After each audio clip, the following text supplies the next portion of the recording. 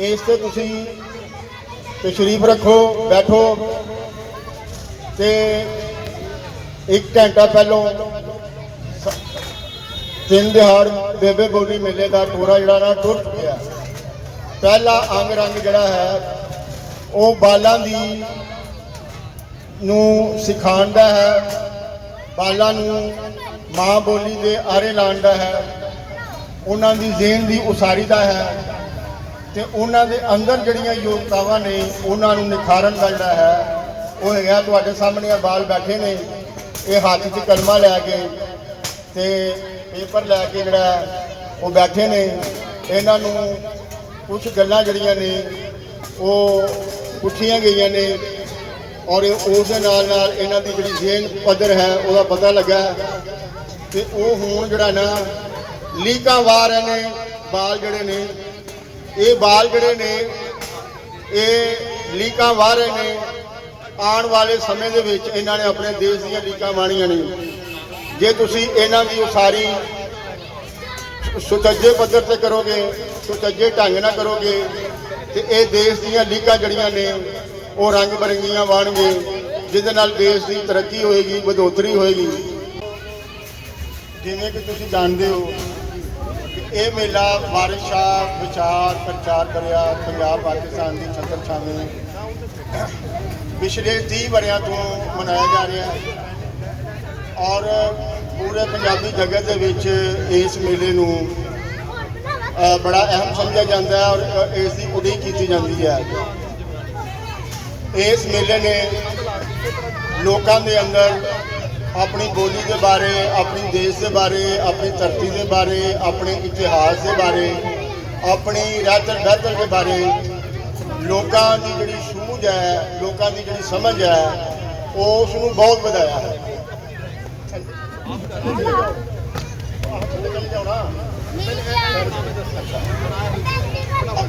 एक वेला सी कि पंजाबी की जो गल की जाती सी तो लोग गल नहीं सन सुनते और पंजाबी की गल करने वाले जाहल समझा जाता सी और कहा जाता सी कि दुनिया जी है वो चंद से पहुँच गई है, लेकिन तुसी अजे भी पंजाबी की गल जी कर रहे हो।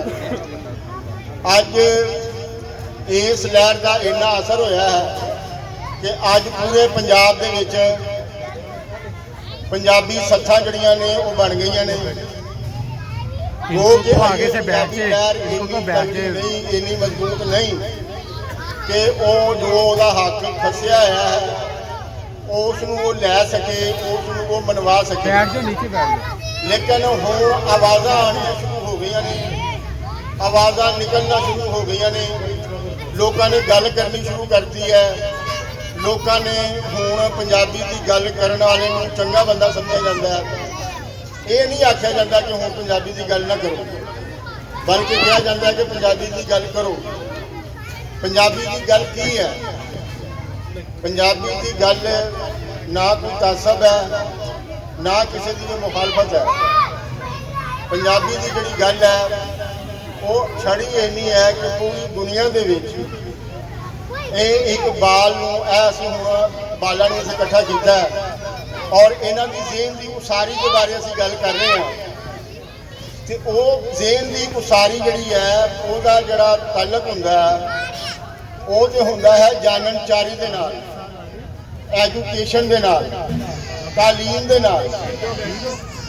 ते जे तुसीं बाल ओहदी बोली तो हटवी तां अपना जाननचारी दोगे, किसी होर बोली दे विच पढ़ाओगे तो बाल का जिहड़ा जेन है वो भंबल भूसे पै जाएगा। क्योंकि जिहड़ा बाल हुंदा है जिस वेले स्कूले जांदा है तो कोई 5000 अखर जिहड़ा है वो अपने समाज चों लैके जांदा है, अपने घर चों, अपने मुहल्ले चों, अपने आल दुआले। जिस वेले स्कूल जांदा है तो अगे बोली होर हुंदी है, वो अखर उसने कभी सुनिया ही नहीं होंदा। इस दे नाल बाल का जेन जिहड़ा ना भंबल भुखा ही पै जांदा। बाल जिहड़ा ना वो समझ नहीं आती कि मेरी माँ जी है वो सही कह रही है या मेरा उस्ताद सही कह रहा है। माँ कह रही है कुकड़, उस्ताद कह रहा है, ਗੁਰਪੁਰਬ ਲੱਖ ਰੁਪਏ ਕੋਈ ਤਰਹਾਵਾਂ ਦਾ ਸੀ ਕੋਈ 5 ਲੱਖ ਰੁਪਏ ਸੋ ਬਾਲ ਜਿਹੜਾ ਹੈ ਉਹ ਪੰਬਲ ਪੋਸ਼ਣ ਦਾ ਹੈ। ਸੋ ਜੇ ਤੁਸੀਂ ਉਸ ਨੂੰ ਕਾ ਕੁੱਕੜ ਹੀ ਪੜਾਓਗੇ ਤੇ ਹੁਣ ਉਸਤਾਦ ਦੀ ਔਰ ਜਿਹੜੇ ਉੱਪਰ ਲਗਾ ਬਾਲ ਦੇ ਮਾਂ ਪਿਓ ਨੇ ਉਹਨਾਂ ਦੀ ਗੱਲ ਇੱਕ ਹੋ ਜਾਂਦੀ ਹੈ। ਇੱਧਰ ਹੋ ਜਾਓ ਇੱਧਰ ਹੋ ਜਾਓ। ਠੀਕ ਹੈ। ਜਿਸ ਵੇਲੇ ਗੱਲ ਇੱਕ ਹੋ ਜਾਂਦੀ ਹੈ ਤੇ ਬਾਲ ਜਿਹੜਾ ਹੈ ਉਹਨੂੰ ਵੀ ਇੰਝ ਲੱਗਦਾ ਕਿ ਇਹੀ ਗੱਲ ਠੀਕ ਹੈ, ਉਹ ਫਿਰ ਉਸ ਗੱਲ ਨੂੰ ਫੜ ਲੈਂਦਾ। ਜਿਸ ਵੇਲੇ ਉਸ ਦਾ ਜਿਹੜਾ ਤੁਸੀਂ ਜ਼ੇਨ ਹੈ ਉਹ ਦੋ ਰੁਖਾ ਕਰ ਦਿੰਦੇ ਹੋ ਫਿਰ ਉਹ ਕੁਝ ਵੀ ਨਹੀਂ ਰਹਿੰਦਾ, ਫਿਰ ਉਹ ਕਿਸੇ ਕਾਸੇ ਜੋਗਾ ਨਹੀਂ ਰਹਿੰਦਾ, ਉਹਦੀ ਡਾਇਰੈਕਸ਼ਨ ਹੀ ਕੋਈ ਨਹੀਂ ਹੁੰਦੀ। ਔਰ ਉਹਦੇ ਤੱਤ ਜਿਹੜੇ ਨੇ ਅੱਜ ਤੁਸੀਂ ਦੇਖ ਰਹੇ ਨੇ, ਅੱਜ ਜਿਹੜਾ ਸਾਡਾ ਨੌਜਵਾਨ ਹੈ ਉਸ ਦੀ ਮੰਜ਼ਿਲ ਹੀ ਕੋਈ ਨਹੀਂ। ਉਸ ਦੇ ਕੋਲੇ ਪ੍ਰੋਗਰਾਮ ਹੀ ਕੋਈ ਨਹੀਂ, ਉਹਨਾਂ ਕਰਨਾ ਕੀ ਹੈ। ਵਜ੍ਹਾ ਇਹ ਹੈ ਕਿ ਰਿਆਸਤ ਨੇ ਜਿਹੜਾ ਇੱਥੇ ਪ੍ਰਬੰਧ ਕੀਤਾ ਹੈ ਉਹ ਕੋਈ ਬੰਦਾ ਬਣਾਉਣ ਵਾਲਾ ਨਹੀਂ ਕੀਤਾ, ਉਹ ਲਾਈਨ ਲੱਗ ਜਿਹੜਾ ਹੈ ਉਹ ਬਣਾਉਣ ਦਾ ਜਿਹੜਾ ਨਾ ਚਾਰਾ ਕੀਤਾ ਕਿ ਜੋ ਅਸੀਂ ਕਹੀਏ ਉਹ ਠੀਕ ਹੈ, ਜੋ ਘਰ 'ਚ ਮਾਂ ਪਿਓ ਕਵੇ ਉਹ ਠੀਕ ਹੈ, ਜੋ ਸਕੂਲ 'ਚ ਉਸਤਾਦ ਕਵੇ ਉਹ ਠੀਕ ਹੈ, ਜੋ ਮਸੀਤ 'ਚ ਮੌਲਵੀ ਕਵੇ ਉਹ ਠੀਕ ਹੈ, ਜੋ ਸਾਡਾ ਪੀਰ ਕਵੇ ਉਹ ਠੀਕ ਹੈ। ਸਵਾਲ ਕੋਈ ਨਹੀਂ ਹੈ, ਉਹ ਜੋ ਕਹਿਣ ਹੁਣ ਬੰਦਾ ਜਿਹੜਾ ਨਾ ਉਸ ਦਾ ਜਿਹੜਾ ਵੱਡਾ ਗੁਣ ਹੈ ਨਾ ਉਹ ਹੈ ਸੋਚਣਾ। ਸੋਚਣ ਤੋਂ ਬਗੈਰ ਬੰਦਾ ਨਹੀਂ ਹੁੰਦਾ, ਬੰਦਾ ਸੋਚਦਾ ਹੈ। ਜਦੋਂ ਤੁਸੀਂ ਕੋਈ ਗੱਲ ਕਰਦੇ ਹੋ ਉਹ ਸੋਚਦਾ, ਉਹ ਸੋਚ ਦੇ ਤੱਤ ਵਿੱਚ ਉਹਦੇ ਅੰਦਰ ਸਵਾਲ ਉੱਠਦਾ ਹੈ। ਉਹ ਜਿਸ ਸਵਾਲ ਨੇ ਹੀ ਚੀਜ਼ਾਂ ਨੂੰ ਅੱਗੇ ਵਧਾਉਣਾ ਹੁੰਦਾ, ਸਵਾਲ ਨੇ ਹੀ ਤਰੱਕੀ ਦੇਣੀ ਹੁੰਦੀ ਹੈ ਜ਼ੇਨ ਨੂੰ। ਜਿੱਥੇ ਜਿੱਥੇ ਜ਼ੇਨ ਦੀ ਤਰੱਕੀ ਹੋ ਜਾਂਦੀ ਹੈ ਉੱਥੇ ਉੱਥੇ ਮੁਲਕਾਂ ਦੀ ਤਰੱਕੀ ਹੋ ਜਾਂਦੀ ਹੈ, ਦੇਸ਼ਾਂ ਦੀ ਤਰੱਕੀ ਹੋ ਜਾਂਦੀ ਹੈ, ਬੰਦਿਆਂ ਦੀ ਤਰੱਕੀ ਹੋ ਜਾਂਦੀ ਹੈ। ਕਬਜ਼ਾ ਕਰਨ ਲਈ ਉਹਨਾਂ ਨੁਕਸਾਨ ਨਹੀਂ ਹੋਇਆ ਜਿੰਨਾ ਪੰਜਾਬ ਤੇ ਕਬਜ਼ਾ ਕਰਨ ਲਈ ਹੋਇਆ। ਇਹ ਪਤਾ ਕਰੋ ਮਾਮਲਾ ਕੀ ਹੈ। ਉਹਨਾਂ ਨੇ ਜਿਸ ਵੇਲੇ ਪਤਾ ਕੀਤਾ ਤੇ ਉਹਨਾਂ ਨੇ ਕਿਹਾ ਜੀ ਕਿ ਪੰਜਾਬੀ ਦਾ ਜਿਹੜਾ ਲਿਟਰੇਚਰ ਹੈ, ਪੰਜਾਬੀ ਦਾ ਜਿਹੜਾ ਸੁਲੇਖ ਹੈ, ਪੰਜਾਬੀ ਦਾ ਜਿਹੜਾ ਸਾਹਿਤ ਹੈ ਉਹਦੇ ਵਿੱਚ ਗੁਲਾਮੀ ਜਿਹੜੀ ਹੈ ਉਹਦੇ ਖਿਲਾਫ ਹੈ ਸਾਰਾ ਦਰਦ। ਉਹ ਚਾਹੇ ਜਿਸਮਾਨੀ ਹੈ ਚਾਹੇ ਜ਼ਹਿਨੀ ਹੈ, ਦੋਨੋਂ ਕਿਸਮ ਦੀ ਗੁਲਾਮੀ। ਇਹ ਜਿਹੜੀ ਆਗਿਆਕਾਰੀ ਜਿਹੜੀ ਅਸੀਂ ਬੋਲਦੇ ਆ ਨਾ ਸਰ ਹੁਕਮ ਸਰ ਮੈਂ ਤੁਹਾਡੀ ਕੀ ਸੇਵਾ ਕਰ ਸਕਣਾ, ਇਹ ਸਾਰੇ ਗੁਲਾਮੀ ਦੇ ਅੱਖਰ ਨੇ, ਇਹ ਸਾਰੇ ਗੁਲਾਮੀ ਨੂੰ ਚਾਹ। ਇੱਥੇ ਜਿਹੜਾ ਉਸਤਾਦ ਦਾ ਤੇ ਰਿਸ਼ਤਾ ਨਾ ਤਾਲਬ ਇਲਮ ਦਾ ਉਹ ਵੀ ਗੁਲਾਮੀ ਦੇ ਉੱਤੇ ਆਧਾਰਿਤ ਹੈ। ਇਹ ਜਿਹੜੀ ਤੁਸੀਂ ਪੀਰੀ ਮਰੀਦੀ ਹੈ ਇਹ ਵੀ ਗੁਲਾਮੀ ਦੇ ਆਧਾਰਿਤ ਹੈ। ਤੁਸੀਂ ਹੁਣ ਇਹ ਟੋ ਕਰਦੇ ਜਾਓਗੇ ਤੁਹਾਨੂੰ ਪਤਾ ਲੱਗਦਾ ਜਾਏਗਾ।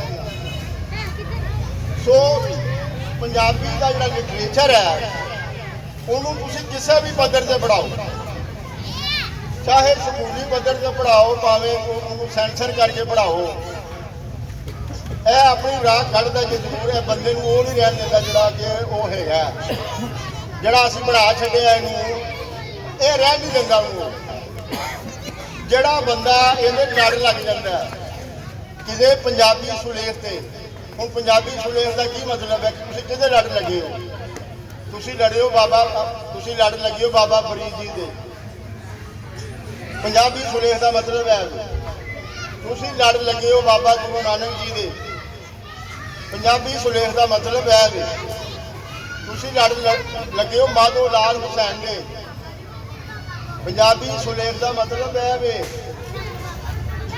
ਤੁਸੀਂ ਲੜ ਲੱਗੇ ਹੋ ਵਾਰਿਸ ਸ਼ਾਹ ਦੇ, ਖਾਜਾ ਫਰੀਦ ਦੇ। ਇਹ ਵੇ ਪੰਜਾਬੀ ਸੁਲੇਖ ਦੇ ਲੜ ਲੱਗਣਾ।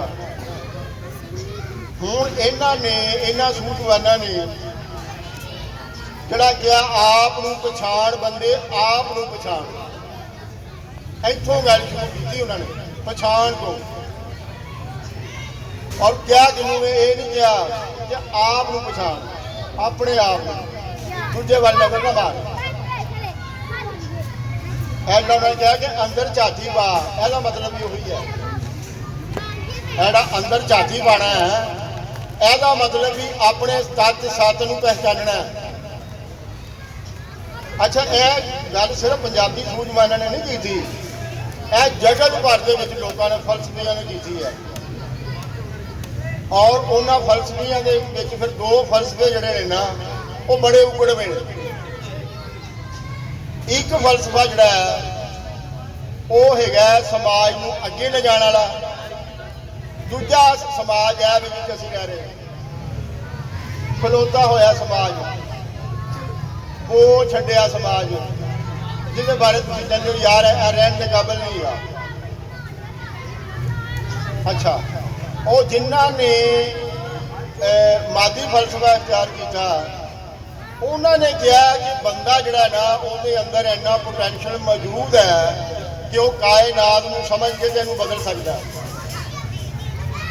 ਇਹ ਕਾਇਨਾਤ ਨੂੰ ਸਮਝ ਨਹੀਂ ਸਕਦਾ, ਜ਼ਾਹਰ ਹੈ ਜਦੋਂ ਇਹਨੂੰ ਸਮਝ ਲਿਆ, ਇਸ ਦੇ ਜਿਹੜੇ ਕਾਨੂੰਨ ਨੇ, ਇਸ ਦੇ ਜਿਹੜੇ ਕੁਲੀਏ ਕਾਇਦੇ ਨੇ ਕਾਇਨਾਤ ਦੇ ਕੰਮ ਕਰਨ ਦੇ, ਜਿਸ ਵੇਲੇ ਬੰਦੇ ਨੇ ਇਹ ਲੱਭ ਲਿਆ, ਜਦੋਂ ਉਹਨੇ ਆਪਣੇ ਤੱਤ ਸੱਤ ਨੂੰ ਪਹਿਚਾਨਿਆ, ਉਹਦੇ ਤੱਤ ਦੇ ਵਿੱਚ ਉਹਨੇ ਉਹ ਕਾਇਦੇ ਕੁਲੀਏ ਲੱਭ ਲਿਆ। ਜਿਸ ਵੇਲੇ ਉਹਨੇ ਉਹ ਕਾਇਦੇ ਕੁਲੀਏ ਲੱਭ ਲਏ ਤੇ ਫਿਰ ਉਹਨੇ ਸਮਾਜ ਨੂੰ ਵੀ ਬਦਲਣਾ ਸ਼ੁਰੂ ਕਰਤਾ। ਕਿਉਂਕਿ ਕੁਲੀਏ ਦੀ ਗੱਲ ਹੈ ਨਾ, ਹੁਣ ਸਾਇੰਸ ਦੇ ਵਿੱਚ ਤੁਸੀਂ ਕੁਲੀਏ ਪੜ੍ਹਦੇ ਹੋ, ਇੰਡਸਟਰੀ ਦੇ ਵਿੱਚ ਵੀ ਕੁਲੀਏ ਕਾਇਦੇ ਹੀ ਨੇ, ਫੈਕਟਰੀਆਂ ਦੇ ਵਿੱਚ ਵੀ ਕੁਲੀਏ ਕਾਇਦੇ ਹੀ ਨੇ। ਇਸੇ ਤਰ੍ਹਾਂ ਸਮਾਜ ਨੂੰ ਬਦਲਣ ਦੇ ਵੀ ਕੁਲੀਏ ਕਾਇਦੇ ਨੇ, ਸਮਾਜ ਨੂੰ ਜਾਮਦ ਰੱਖਣ ਦੇ ਵੀ ਕੁਲੀਏ ਕਾਇਦੇ ਨੇ, ਤੇ ਸਮਾਜ ਨੂੰ ਅੱਗੇ ਤੋਰਨ ਦੇ ਵੀ ਕੁਲੀਏ ਕਾਇਦੇ ਨੇ। ਪੰਜਾਬੀ ਸੁਲੇਖ ਜਿਹੜਾ ਹੈਗਾ ਉਹ ਉਸ ਫਲਸਫੇ ਦੀ ਗੱਲ ਕਰਦਾ ਜਿਹੜਾ ਸਮਾਜ ਨੂੰ ਅੱਗੇ ਲੈ ਜਾਂਦਾ, ਜਿਹੜਾ ਸਮਾਜ ਨੂੰ ਖਲੋਤਾ ਨਹੀਂ ਰਹਿਣ ਦਿੰਦਾ, ਜਿਹੜਾ ਜ਼ਹਿਨ ਨੂੰ ਹਰ ਵਕਤ ਮੁਤਹਰਕ ਰੱਖਦਾ, ਚਾਲੂ ਰੱਖਦਾ, ਸਵਾਲ ਜਿਹੜਾ ਕਰਦਾ, ਸਵਾਲ ਦੇ ਜਵਾਬ ਲੱਭਣ ਲਈ ਬੰਦਾ ਜਿਹੜਾ ਟੁਰਿਆ ਹੁੰਦਾ। ਇਹ ਸਾਰੀ ਗੱਲਾਂ ਜਿਹੜੀਆਂ ਨੇ ਇਹ ਪੰਜਾਬੀ ਸੁਲੇਖ ਦੇ ਵਿੱਚ ਮੌਜੂਦ ਨੇ। ਮਸਲਨ ਬਾਬਾ ਬੁੱਲੇ ਸ਼ਾਹ ਜੀ ਕਹਿੰਦੇ ਨੇ, ਬੁੱਲਿਆ ਕੀ ਜਾਣਾ ਮੈਂ ਕੌਣ। ਇਹ ਸਵਾਲ ਹੈ ਫਲਸਫੇ ਦਾ। ਬਾਬਾ ਜੀ ਨੇ ਕੀ ਗੱਲ ਸ਼ੁਰੂ ਕੀਤੀ, ਬੁੱਲਿਆ ਕੀ ਜਾਣਾ ਮੈਂ ਕੌਣ। ਲੈ ਹੁਣ ਇਹ ਮੈਂ ਨੂੰ ਪਹਿਚਾਨਣਾ, ਜਿਹੜੀ ਉਹ ਕਹਿ ਰਿਹਾ ਆਪ ਨੂੰ ਪਛਾਣ, ਬੰਦੇ ਆਪ ਨੂੰ ਪਛਾਣ। ਕਿਉਂ ਕਿ ਇਹ ਜਿਹੜਾ ਜੰਜਾਲਪੁਰ ਚ ਤੂੰ ਵੜਿਆ ਹੈ ਨਾ, ਇਹਦਾ ਕਾਰਨ ਹੈ ਵੀ ਕਿ ਤੂੰ ਆਪਣੇ ਆਪ ਨੂੰ ਪਹਿਚਾਨਿਆ। ਔਰ ਜਿਨੇ ਉਹਨਾਂ ਦੇ ਕਹਿਣ ਤੇ ਪਹਿਚਾਨ ਲਿਆ, ਅੱਛਾ ਜਿਨ੍ਹਾਂ ਨੇ ਕਿਹਾ ਉਹਨਾਂ ਨੇ ਆਪਣੇ ਆਪ ਨੂੰ ਪਹਿਚਾਨਿਆ ਸੀ, ਉਹਨਾਂ ਨੇ ਤਜਰਬਾ ਕਰਕੇ ਇਹ ਗੱਲ ਕੀਤੀ। ਹੁਣ ਸਾਇੰਸ ਦਾ ਅਸੂਲ ਜਿਹੜਾ ਹੈ ਉਹ ਹੈ ਹੀ ਇਹ, ਸਾਇੰਸ ਹੈ ਹੀ ਇਹ ਵੇ ਕਿ ਤੁਸੀਂ ਇੱਕ ਗੱਲ ਜਿਹੜੀ ਹੈ ਉਹ ਦੋ ਲਾ ਕੇ ਲੱਭਦੇ ਹੋ, ਫਿਰ ਉਹਨੂੰ ਕਈ ਦਫਾ ਤੁਸੀਂ ਅਜ਼ਮਾਉਂਦੇ ਹੋ, ਕਈ ਦਫਾ ਅਜ਼ਮਾਉਣ ਤੋਂ ਬਾਅਦ ਜੇ ਉਹਦਾ ਨਤੀਜਾ ਇੱਕ ਹੀ ਹੋਵੇ ਫਿਰ ਉਹਨੂੰ ਤੁਸੀਂ ਕੁਲੀਆ ਬਣਾ ਦਿੰਦੇ ਹੋ। ਔਰ ਫਿਰ ਤੁਸੀਂ ਕਹਿੰਦੇ ਕਿ ਉਹਨੂੰ ਜਿੱਥੇ ਮਰਜ਼ੀ ਜਾ ਕੇ ਵਰਤ, ਹਿੰਦ 'ਚ ਵਰਤ, ਸਿੰਧ 'ਚ ਵਰਤ, ਅਮਰੀਕਾ 'ਚ ਵਰਤ, ਜਾਪਾਨ 'ਚ ਵਰਤ, ਇਹਦਾ ਸਾਥ ਹੀ ਨਿਕਲੇਗਾ। ਸੋ ਬੰਦਿਆਂ ਨੇ ਉਹ ਪਹਿਚਾਨਣਾ ਕਿਵੇਂ ਹੈ, ਉਹ ਪਹਿਚਾਣ ਦਾ ਉਹਨਾਂ ਨੇ ਢੰਗ ਵੀ ਦੱਸਿਆ। ਜਿਸ ਤਰ੍ਹਾਂ ਵਾਰਿਸ ਸ਼ਾਹ ਦੀ ਹੀਰ ਲਿਖਦੇ ਹੋਇਆ ਗੱਲ ਕਰਦੇ ਨੇ ਕਿ ਯਾਰਾ ਅਸਾਂ ਨੂੰ ਆਣ ਸਵਾਲ ਕੀਤਾ, ਇਸ਼ਕ ਹੀਰ ਦਾ ਨਵਾਂ ਬਣਾਈ। ਵਾਰਿਸ ਸ਼ਾਹ ਹੋਰਾਂ ਨੇ ਸੰਗਤ ਸਜਾਈ ਹੈ, ਪਹਿਲੇ ਵਾਰਿਸ ਸ਼ਾਹ ਹੋਰਾਂ ਨੇ ਪਹਿਲੇ ਸੰਗਤ ਬਣਾਈ ਹੈ, ਤੇ ਬਾਬੇ ਹੋਰਾਂ ਨੇ ਵੀ ਕਿਹਾ ਬਾਦ ਸਾਧ ਸੰਗਤ ਦੇ ਓਲੇ ਰਹਿੰਦੇ, ਮੱਤ ਜਿਨ੍ਹਾਂ ਦੀ ਸੁਣੀ, ਉਹਨਾਂ ਦੀ ਹੀ ਮੱਤ ਮਜ਼ਬੂਤ ਹੋਈ ਹੈ ਜਿਹੜੇ ਸੰਗਤ ਦੇ ਨਾਲ ਨੇ, ਜਿਨ੍ਹਾਂ ਨੇ ਸੰਗਤ ਇਖਤਿਆਰ ਕੀਤੀ ਹੈ। ਬੰਦਾ ਇਕੱਲਾ ਨਹੀਂ ਸੋਚ ਸਕਦਾ, ਬੰਦਾ ਸਮਾਜੀ ਹੈ, ਇਹ ਦੂਜੇ ਨਾਲ ਮਿਲ ਕੇ ਹੀ ਸੋਚ ਸਕਦਾ ਹੈ। ਹੁਣ ਸਵਾਲ ਇੱਕ ਪੈਦਾ ਹੋਇਆ, ਮੈਂ ਹੁਣ ਕਿਹਦੇ ਨਾਲ ਕਰਨਾ, ਕਿਸੇ ਦੂਸਰੇ ਬੰਦੇ ਨਾਲ ਹੀ ਕਰਨਾ ਨਾ। ਉਸਤਾਦ ਵੀ ਦੂਜਾ ਬੰਦਾ ਹੀ ਹੈ, ਤੇ ਸੰਗਤ ਜਿਸ ਵੇਲੇ ਤੁਸੀਂ ਸਜਾਈ ਹੈ ਤਾਂ ਸੰਗਤ ਦੀ ਜਿਹੜੀ ਖੂਬੀ ਕੀ ਹੈ, ਸੰਗਤ ਦੀ ਖੂਬੀ ਕੀ ਹੈ, ਜਿਹਦੀ ਉਹ ਗੱਲ ਕਰਾਂਗੇ। ਉਹ ਕਹਿ ਰਹੇ ਨੇ ਕਿ ਇੱਥੇ ਤੁਸੀਂ ਸਵਾਲ ਕਰ ਸਕਦੇ ਹੋ। ਜਿਹੜੇ ਤੁਸੀਂ ਸੋਚਦੇ ਰਹਿੰਦੇ ਹੋ ਉਸ ਸੋਚ ਦੇ ਨਤੀਜੇ ਦੇ ਵਿੱਚ ਜਿਹੜੇ ਸਵਾਲ ਉੱਠਦੇ ਨੇ ਉਹ ਤੁਸੀਂ ਸੰਗਤ ਦੇ ਵਿੱਚ ਰੱਖੋ, ਕਿਉਂਕਿ ਹੁਣ ਸੰਗਤ ਦੇ ਵਿੱਚ ਇੱਕ ਜ਼ਿਹਨ ਨਹੀਂ ਹੈਗਾ, ਸੰਗਤ ਦੇ ਵਿੱਚ ਅਨੇਕਾਂ ਜ਼ਿਹਨ ਨੇ। ਉਹਨੂੰ ਹਰ ਕੋਈ ਆਪਣੇ ਪੱਖ ਤੋਂ ਦੇਖਦਾ ਹੈ। ਉੱਥੇ ਫਲਸਫੀ ਵੀ ਬੈਠੇ ਹੋਏ ਨੇ, ਉੱਥੇ ਡਾਕਟਰ ਵੀ ਬੈਠੇ ਹੋਏ ਨੇ, ਉੱਥੇ ਇੰਜੀਨੀਅਰ ਵੀ ਬੈਠੇ ਹੋਏ ਨੇ, ਠੀਕ ਹੈ, ਉੱਥੇ ਸੂਫੀ ਵੀ ਬੈਠੇ ਹੋਏ ਨੇ, ਉੱਥੇ ਮਾਦੀਅਨ ਪਰਸਤ ਵੀ ਬੈਠੇ ਹੋਏ ਨੇ, ਖਿਆਲ ਪਰਸਤ ਵੀ ਬੈਠੇ ਹੋਏ ਨੇ। ਹੁਣ ਹਰ ਕੋਈ ਆਪਣੇ ਢੰਗ ਨਾਲ ਗੱਲ ਕਰ ਰਿਹਾ ਹੈ, ਲੇਕਿਨ ਉਸ ਦਾ ਇੱਕ ਅਸੂਲ ਇਹ ਹੁੰਦਾ ਕਿ ਗੱਲ ਕਰਨੀ ਹੈ, ਗੱਲ ਥੱਪਣੀ ਨਹੀਂ, ਕਿਸੇ ਦੇ ਮਨਵਾਣੀ ਨਹੀਂ, ਗੱਲ ਕਰਨੀ ਹੈ, ਗੱਲ ਸੁਣਨੀ ਹੈ। ਉਹਨਾਂ ਨੇ ਫਿਰ ਇੱਕ ਕਾਇਦਾ ਕੁਲੀਆ ਬਣਾਇਆ ਸੰਗਤ ਦਾ। ਉਹਨਾਂ ਨੇ ਕਿਹਾ ਕਿ ਪਹਿਲੇ ਬਹਿਣੀ ਸਿੱਖੋ, ਪਹਿਲੇ ਬਹਿਣ ਦੀ ਜਾਚ ਸਿੱਖੋ ਤੇ ਫਿਰ ਸਹਿਣੀ ਸਿੱਖੋ। ਜਿਸ ਵੇਲੇ ਤੁਸੀਂ ਬਹਿ ਗਏ ਹੋ ਤਾਂ ਉੱਥੇ ਮੁਖਤਲਿਫ ਗੱਲਾਂ ਹੋਣੀਆਂ ਨੇ, ਗੱਲ ਇੱਕ ਨਹੀਂ ਹੋਣੀ, ਗੱਲ ਕਈ ਪੱਖਾਂ ਤੋਂ ਹੋਣੀ ਹੈ, ਗੱਲ ਖਿਲਾਫ ਵੀ ਹੋਣੀ ਹੈ, ਹੱਕ 'ਚ ਵੀ ਹੋਣੀ ਹੈ, ਗੱਲ ਹੋਰ ਵੀ ਹੋਣੀ ਹੈ। ਲੇਕਿਨ ਕੀ ਹੈ, ਸਹਿਣੀ ਸਿੱਖੋ, ਬਰਦਾਸ਼ਤ, ਟੋਲਰੈਂਸ ਜਿਹੜੀ ਹੈ ਉਹ ਸੰਗਤ ਕੀ ਪੈਦਾ ਕਰਦੀ ਹੈ। ਪਹਿਲਾਂ ਉਹ ਤੁਹਾਨੂੰ ਰੈਗੂਲਰ ਕਰਦੀ ਹੈ, ਵੇਲੇ ਦਾ ਪਾਬੰਦ ਬਣਾਉਂਦੀ ਹੈ, ਫਿਰ ਤੁਹਾਨੂੰ ਇੰਨੇ ਯੋਗਾ ਕਰਦੀ ਹੈ ਕਿ ਤੁਸੀਂ ਕਿਸੇ ਜਗ੍ਹਾ ਤੇ ਬਹਿ ਕੇ ਗੱਲ ਸੁਣ ਸਕੋ, ਉਹਨੂੰ ਸਹਾਰ ਸਕੋ, ਉਹ ਤੁਸੀਂ ਜਜ਼ਬ ਕਰ ਸਕੋ।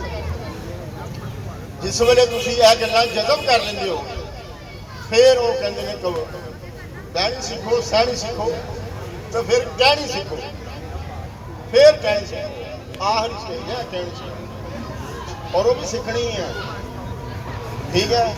ਸੋ ਲਿਹਾਜ਼ਾ ਜਿਸ ਵੇਲੇ ਤੁਸੀਂ ਇਹਨਾਂ ਤਿੰਨਾਂ ਪੜਾਵਾਂ ਤੋਂ ਗੁਜ਼ਰਦੇ ਹੋ ਤੇ ਫਿਰ ਤੁਹਾਨੂੰ ਆਪਣੀ ਪਹਿਚਾਣ ਹੁੰਦੀ ਹੈ, ਫਿਰ ਤੁਸੀਂ ਆਪਣੇ ਤੱਤ ਸੱਚ ਨੂੰ ਪਹਿਚਾਣਦੇ ਹੋ ਤੇ ਫਿਰ ਤੁਸੀਂ ਆ ਕੇ 3 ਦਿਹਾੜ ਬੇਬੇ ਬੋਲੀ ਮੇਲਾ ਕਰਦੇ ਹੋ। ਫਿਰ ਤੁਸੀਂ ਸਮਾਜ ਦੇ ਵਿੱਚ ਕੋਈ ਨਾ ਕੋਈ ਕਾਰ ਜਿਹੜੀ ਹੈ ਉਹ ਕਰਦੇ ਹੋ, ਕੋਈ ਨਾ ਕੋਈ ਜ਼ਿੰਮੇਵਾਰੀ ਲੈਂਦੇ ਹੋ, ਔਰ ਇਸ ਜ਼ਿੰਮੇਵਾਰੀ ਦੇ ਨਤੀਜੇ ਵਿੱਚ ਤੁਸੀਂ ਇੱਕ ਅਮਲੀ ਇਨਸਾਨ ਬਣ ਗਏ। ਅਜ਼ਾਨ ਹੋ ਰਹੀ ਹੈ, ਠੀਕ ਹੈ।